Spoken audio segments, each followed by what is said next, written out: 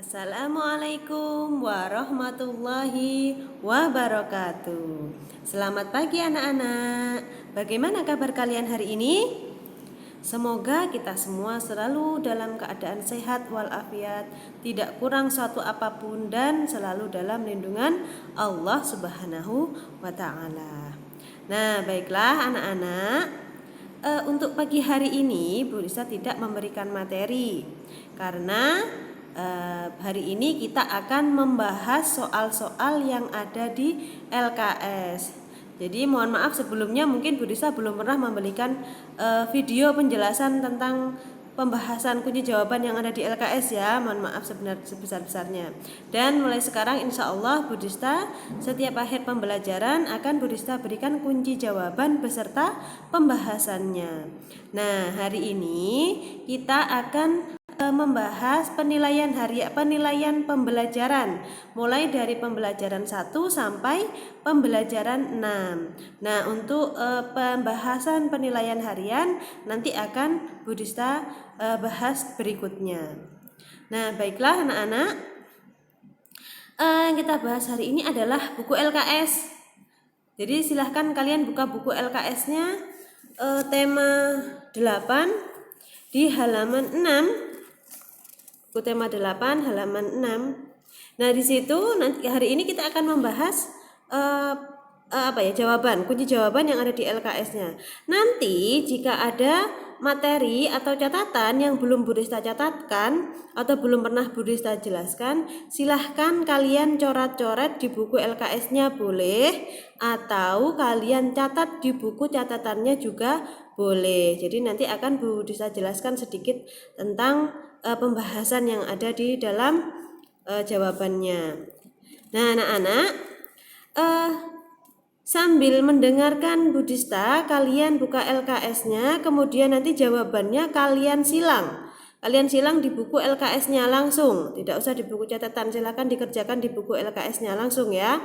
Agar pembahasan ini nanti bisa kalian gunakan untuk belajar ketika ujian kenaikan kelas atau UAS nanti. Nah, itu.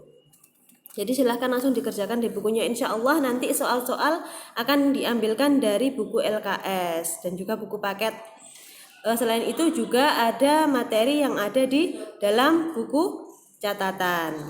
Nah, baiklah anak-anak, nanti kita mulai dari penilaian pembelajaran 1 di halaman 6. Nomor 1, yaitu teks cerita berdasarkan kejadian atau peristiwa nyata disebut teks ya.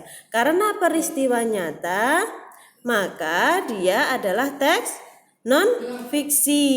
Ya, betul. Jadi jawabannya adalah yang B, teks non fiksi. Kalau fiksi itu berarti dia berdasarkan hayalan atau imajinasi. Cerpen itu termasuk cerita pendek. Nah, di dalam cerita pendek dia juga berdasarkan fiksi atau tidak nyata. Begitupun juga dengan dongeng, yang D, dongeng. Dongeng itu biasanya cerita yang untuk menghibur anak-anak. Nah, jadi cerita anak-anak dongeng itu kebanyakan. Jadi dia termasuk cerita fiksi atau cerita hayalan atau imajinasi. Jadi jawabannya adalah teks non-fiksi yang B. Kemudian yang kedua, perhatikan judul karangan berikut. Yang pertama adalah Legenda Tangkupan Perahu, siklus terjadinya hujan. Yang ketiga adalah Legenda Putri Tidur. Dan yang keempat adalah Kisah Timun Emas. Judul karangan yang termasuk teks non-fiksi ditunjukkan oleh nomor, sudah jelas ya. Teks non-fiksi itu adalah teks yang nyata, berdasarkan fakta, berdasarkan pengalaman, boleh pengalaman pribadi ataupun pengalaman orang lain. Nah, jadi teks non-fiksi itu ditunjukkan pada karangan yang mana? Yang B, yaitu siklus terjadinya hujan. Pada siklus terjadinya hujan di sana tidak ada karangan. Sama seperti ceritanya siklus air, jadi tidak menggunakan karangan. Nah, kemudian yang nomor 3, bacalah teks berikut dengan seksama. Di situ ada bacaan, air merupakan 80% pengisi tubuh manusia, sehingga manusia diwajibkan memenuhi kebutuhan air setiap harinya. Bila dikaitkan dengan makhluk hidup yang lain seperti hewan dan tumbuhan, air tetap mempunyai peran yang penting. Nah, informasi penting yang terdapat pada teks tersebut adalah, kemarin kita sudah belajar mencari informasi pada teks bacaan, yaitu pelajaran bahasa Indonesia yang ada di catatan kalian. Nah, mencari informasi teks pada bacaan itu harus dibaca teksnya secara keseluruhan dengan seksama, dengan teliti. Nah, baiklah. Di sini pertanyaannya, informasi penting yang terdapat pada teks tersebut adalah kita perlu minum setiap hari. Apakah di dalam bacaan ada? Tidak disebutkan. Kemudian yang B, air banyak digunakan untuk minum. C, penyebaran air di dunia ini tidak merata. D, 80% dari penyusun tubuh manusia adalah air. Nah, yang ada di dalam bacaan tersebut meskipun tidak mirip, tetapi informasi yang kita tangkap dari bacaan tersebut yang paling mendekati benar adalah yang D, yaitu 80% dari penyusun tubuh manusia adalah air. Nah, di situ dibuktikan dari kalimat pertama, air merupakan 80% pengisi tubuh manusia, sehingga manusia diwajibkan memenuhi kebutuhan air setiap harinya. Bu, kenapa kok tidak yang A? Kita perlu minum setiap hari. Ingat, memenuhi kebutuhan air pada tubuh itu tidak harus minum air. Bisa dengan memakan sayur-sayuran dan buah. Jadi sumber air itu tidak hanya dari air minum, bisa dari sayuran dan buah. Nah, jadi nomor 3 ini jawabannya adalah yang D. Kemudian nomor 4, perhatikan gambar berikut. Di situ ada gambar perahu layar. Pemanfaatan air berdasarkan gambar bergerak di bidang, ini sudah jelas ya, yaitu di bidang D, transportasi. Sudah jelas itu untuk transportasi. Kemudian yang nomor 5, pada tumbuhan air digunakan untuk A, untuk mandi, B, untuk minum, C, pelarut zat kimia, D, membantu proses fotosintesis. Pada tumbuhan, air itu digunakan untuk membantu proses fotosintesis. Ya, jadi untuk fotosintesis, kenapa membantu proses fotosintesis? Bu, kan fotosintesis itu prosesnya membutuhkan matahari dan zat klorofil. Kenapa harus butuh air? Nah, air pada proses fotosintesis itu dibutuhkan dalam metabolisme pada tubuhnya, pada pohonnya, pada tubuh tumbuhannya. Jadi air itu diserap dari dalam tanah oleh akar, kemudian diangkut oleh batang, kemudian dibawa ke seluruh bagian tubuh tumbuhan sehingga bisa menumbuhkan daun. Nah, di dalam daun ini terjadilah proses fotosintesis. Nah, proses fotosintesis ini adalah proses untuk memasak makanan. Hasil dari fotosintesis itu adalah oksigen. Jadi oksigen itu dihasilkan oleh daun melalui proses fotosintesis. Nah, selain oksigen, apalagi yang dihasilkan? Yaitu adalah zat gula. Zat gula ini dibutuhkan untuk apa? Zat gula ini dibutuhkan oleh tumbuhan untuk memberikan rasa manis pada buah, untuk nutrisi tumbuhan itu sendiri. Jadi khususnya untuk memberikan manis terhadap buah. Oleh karena itu, kenapa buah itu rasanya manis? Meskipun buah itu asam, pasti dia masih ada rasa manisnya. Nah, rasa manis inilah yang berasal dari hasil proses fotosintesis yang terjadi di dalam daun.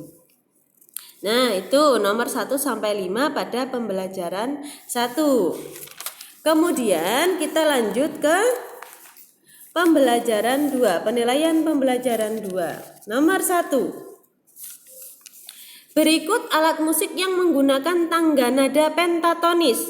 Tangga nada pentatonis, ingat penta itu adalah 5. Berarti tangga nada pentatonis adalah tangga nada yang mempunyai tingkatan nada 5 tangga nada. Nah, contohnya tangga nada pentatonis ini atau musik yang menggunakan tangga nada pentatonis ini adalah gamelan, angklung, kemudian gong. Nah, di dalam pertanyaan ini yang mana berarti pentatonis? Ya, berarti jawabannya adalah yang D. Nah, itu gamelan, yang D itu. Kemudian yang nomor 2. Berikut pernyataan yang merupakan ciri dari tangga nada diatonis. Kalau tangga nada pentatonis mempunyai 7 tangga nada, kalau diatonis itu memiliki pentatonis memiliki 5 tangga nada, kalau tangga nada diatonis itu memiliki 7 tangga nada. Nah, yang menjadi ciri khas tangga nada diatonis itu memiliki jarak interval nadanya adalah 2 jarak interval, 2 jarak tangga nada. Jadi interval itu adalah jarak antara tangga nada yang satu dengan yang lainnya. Jadi jawaban pada nomor 2 ini adalah yang A. Ya, jadi tangga nada diatonis itu mempunyai 2 jarak tangga nada. Jadi intervalnya 2 di setiap nadanya.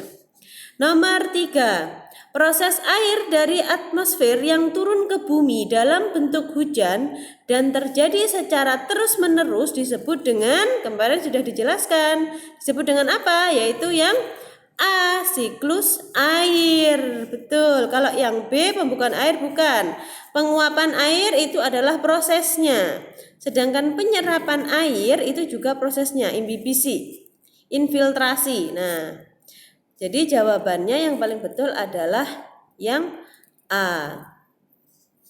Kemudian nomor 4. Proses berikut ini yang tidak ada dalam peristiwa siklus air adalah A. Penguapan air, B. Membentuk awan, C. Pendidihan air, ataukah D. Turun hujan. Yang mana? Yang tidak ada dalam peristiwa siklus air adalah yang C. Pendidihan air. Kalau yang A, penguapan air itu disebut dengan proses evaporasi. Kemudian sedangkan yang B, membentuk awan itu adalah proses kondensasi. Kemudian kalau pendidihan air itu tidak ada. Pendidihan air tidak ada di proses siklus air. Kemudian yang D, turun hujan. Turun hujan itu disebut juga dengan presipitasi. Nah, ini perlu kalian hafalkan dalam proses siklus air itu adalah prosesnya dari penguapan atau evaporasi, membentuk awan dan turun hujan itu apa namanya. Nah, itu nanti akan keluar di soal ujian. Nah, baiklah, itu tadi yang nomor 4, jadi jawabannya yang C. Nomor 5. Perhatikan pernyataan berikut. Gunung Tangkuban Perahu termasuk gunung api aktif. Gunung Tangkuban Perahu terbentuk karena perahu yang terbalik. 3. Gunung Tangkuban Perahu terjadi karena Sangkuriang marah. Atau 4. Gunung Tangkuban Perahu terbentuk karena ulah manusia. Pernyataan yang termasuk fakta tentang Gunung Tangkuban Perahu ditunjukkan oleh nomor fakta. Fakta ini bukan dongeng berarti. Kalau cerita si Sangkuriang dia termasuk dongeng. Berarti yang mana? Berarti yang A. Betul. Gunung Tangkuban Perahu termasuk gunung api aktif. Jadi pernyataan yang nomor 1. Jadi ingat, yang fakta itu artinya bukan fiksi, bukan dongeng, bukan cerita. Jadi fakta. Ya, jadi jawabannya yang A. Kemudian kita lanjutkan ke pembelajaran 3. Nomor 1, berikut adalah salah satu contoh teks non-fiksi. Teks non-fiksi itu adalah cerita nyata, pengalaman. Yang mana? Ya, adalah yang D, jawabannya D. Produksi tempe di Wonogiri meningkat. Berarti kalau produksi tempe itu bukan cerita, itu adalah fakta, kenyataan. Produksi tempe di Wonogiri itu meningkat karena di sana nanti akan dibuktikan dengan data-data. Nah, seperti itu. Kemudian nomor 2, bahasa nasional yang digunakan masyarakat Indonesia adalah A. Bahasa Indonesia. Kalau bahasa Jawa itu adalah bahasa daerah. Kalau bahasa Inggris dan Melayu sudah pasti bukan. Jadi jawabannya adalah yang A. Bahasa Indonesia. Kemudian lanjut nomor 3. Rumah adat seperti gambar adalah rumah adat. Nah, itu adalah rumah adat joglo. Rumah adat Joglo itu berasal dari Jawa Tengah, yang D. Betul, rumah adat Joglo itu berasal dari Jawa Tengah. Kalau yang A, Sumatera Utara itu adalah rumah adat apa? Sumatera Utara itu adalah rumah adat Bolon. Itu untuk Sumatera Utara. Kalau rumah adatnya Kalimantan Selatan itu namanya Bubungan Tinggi, rumah adat Bubungan Tinggi. Kemudian yang C, Sulawesi Tengah itu ada rumah adat Tambi. Kemudian ada rumah adat Lobo dan Sauroja. Nah, jadi kalian bisa catat di sebelahnya, kalian bikin catatan-catatan. Jadi kalau Sumatera Utara tadi ada rumah Bolon, Kalimantan Selatan ada rumah Bubungan Tinggi, di Sulawesi Tengah ada rumah adat Tambi, ada rumah adat Lobo dan Sauroja. Nah itu, jadi jawabannya adalah yang D, Jawa Tengah. Nomor 4, kegiatan menghasilkan barang yang dapat digunakan untuk memenuhi kebutuhan masyarakat disebut dengan kegiatan, ingat, menghasilkan, membuat, itu adalah kegiatan produksi. Jadi jawabannya adalah yang A, kegiatan produksi. Kalau yang B, distribusi itu menyalurkan. Menyalurkan. Kemudian kalau konsumsi itu menggunakan, menghabiskan, memanfaatkan, itu kegiatan konsumsi. Kalau menjual itu sudah pasti distribusi. Nah, kemudian yang kelima, aktivitas ekonomi yang banyak dilakukan oleh masyarakat di dataran rendah yaitu A, pertanian, B, nelayan, berburu dan perikanan. Yang mana dataran rendah? Dataran rendah yaitu dataran rendah itu daerah pemukiman penduduk, baik pedesaan dan perkotaan. Jadi kalau di dataran rendah itu aktivitasnya adalah yang A, yaitu pertanian. Kalau nelayan, Bu, nelayan itu berarti dia ada di daerah pantai. Meskipun dia di dataran rendah, dia ada di daerah pantai, aktivitas di daerah pantai. Kalau berburu, karena berburu itu pasti di hutan, berarti dia ada di dataran tinggi. Kalau perikanan, ya perikanan itu sama, berarti di daerah pantai. Tuh. Kemudian kita lanjutkan ke penilaian pembelajaran 4. Nomor 1. Cara untuk memperoleh informasi Cara untuk memperoleh informasi pokok dari suatu teks adalah dengan menggunakan yang paling betul adalah yang B, yaitu peta pikiran. Informasi pokok ya. Seperti yang sudah dijelaskan. Nomor 2, perhatikan hasil usaha berikut. Ada minyak bumi dan padi, kelapa sawit dan rotan, emas dan jati, jagung dan padi. Hasil usaha dari perkebunan ditunjukkan oleh nomor perkebunan. Kalau minyak bumi dan padi, minyak bumi itu jelas pertambangan. Kalau padi itu pertanian. Kelapa sawit dan rotan itu adalah perkebunan. Emas dan jati, emas itu pertambangan, jati perkebunan. Jagung dan padi itu adalah usaha pertanian. Jadi jawaban yang betul adalah yang yang C, nomor 2, kelapa sawit dan rotan. Kemudian yang nomor 3, batu bara dan minyak bumi adalah contoh sumber daya alam yang dihasilkan dari usaha. Sudah jelas yang A, pertambangan. Minyak bumi, batu bara, jadi hasil tambang. Nomor 4, berikut ini contoh usaha mengolah bahan baku menjadi bahan jadi. Mengolah berarti ini adalah jenis kegiatan ekonomi dalam bidang produksi. Mengolah, membuat, menghasilkan itu produksi. Jadi mana yang jadi hasil produksi? Yang A, proses pengiriman padi dari gudang penyimpanan ke pasar swalayan. Proses pengiriman berarti bidang distribusi. Kalau yang B, mengunjungi pameran kerajinan rumah tangga bersama keluarga. Mengunjungi pameran artinya menikmati, ya kan, menikmati hasil. Berarti konsumsi. Kemudian yang C, pengrajin kayu membuat rak pakaian dari kayu. Membuat itu adalah produksi. Betul. Kemudian yang D, penjual menjual barang dagangannya di pasar. Menjual berarti kegiatan itu adalah distribusi. Nah, berarti mengolah bahan baku menjadi bahan jadi itu sama saja dengan yang C, pengrajin kayu membuat rak pakaian dari kayu. Betul, jawabannya adalah yang C. Nomor 5. Perhatikan gambar berikut. Keragaman yang ditunjukkan oleh gambar adalah, itu sudah jelas, yaitu perbedaan apa? Atau keragaman apa ini? Keragaman suku bangsa.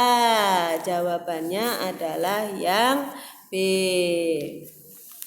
Kemudian kita lanjutkan ke pembelajaran 5. Berikut dari sifat tangga nada mayor.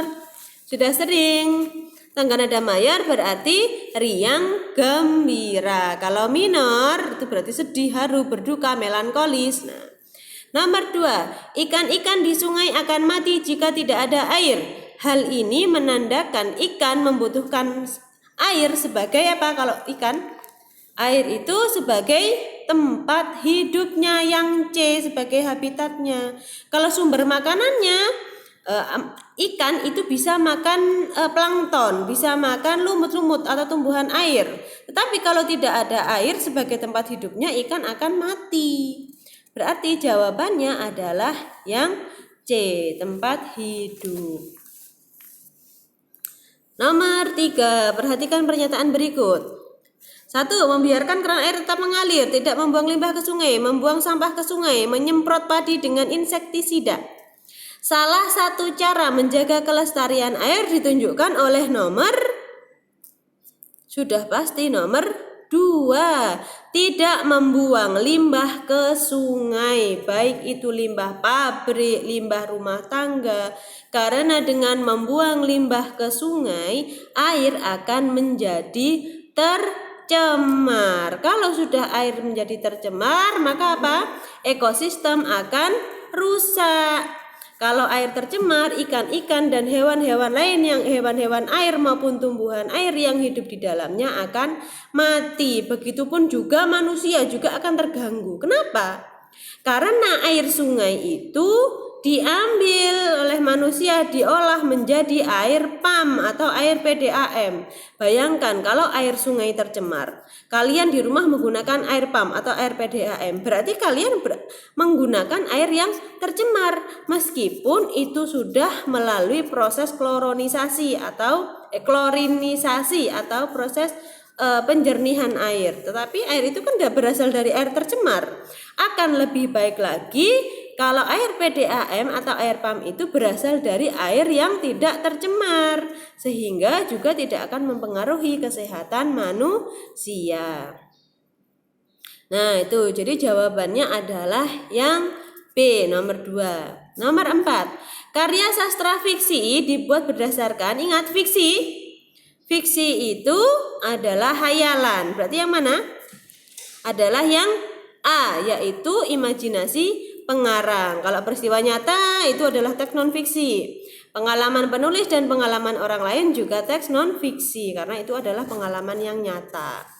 Nah, nomor 5, berikut ini yang bukan karya sastra fiksi adalah, yang bukan karya sastra fiksi imajinasi adalah yang Amalin Kundang itu dongeng, Sangkuriang itu dongeng, proses terjadinya Danau Toba, dan Rawa Pening.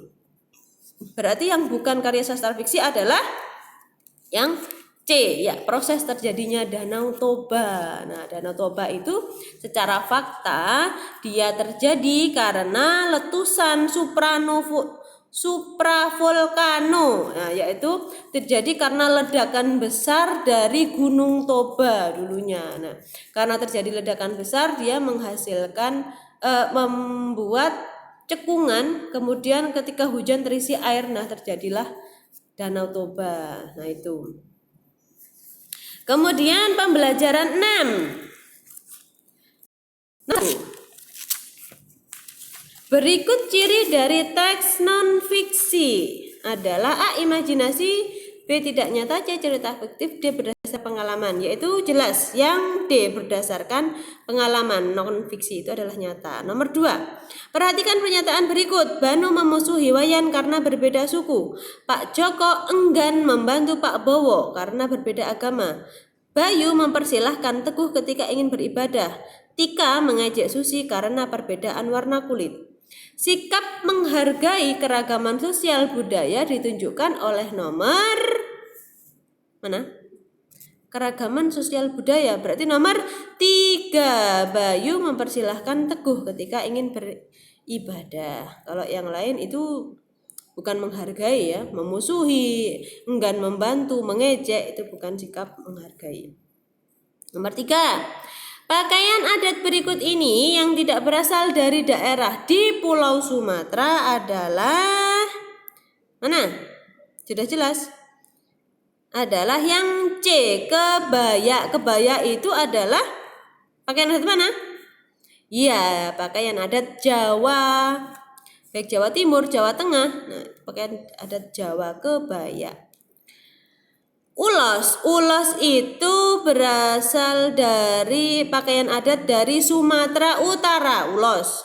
Kalau Aisan Gede pakaian adat Sumatera Selatan. Sedangkan Bundo Kaduang adalah Bundo Kaduang itu dari Minangkabau. Dari Sumatera Barat. Nah, itu kalian catat di sebelahnya ABC-nya. Nomor 4.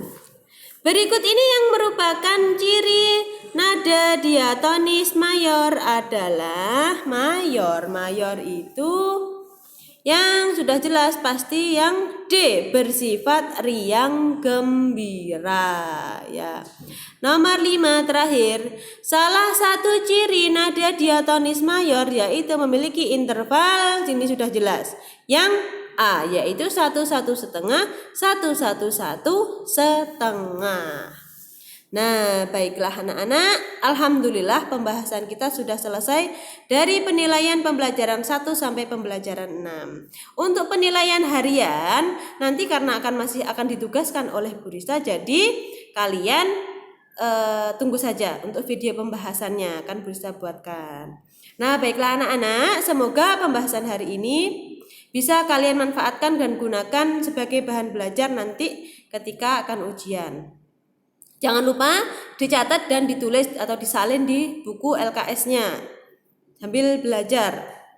Nah, baiklah anak-anak, Bu Rista cukupkan pembahasan untuk hari ini. Kita akan berjumpa lagi di lain kesempatan di pelajaran yang berbeda. Nah, baiklah Bu Guru akhiri. Wassalamualaikum warahmatullahi wabarakatuh.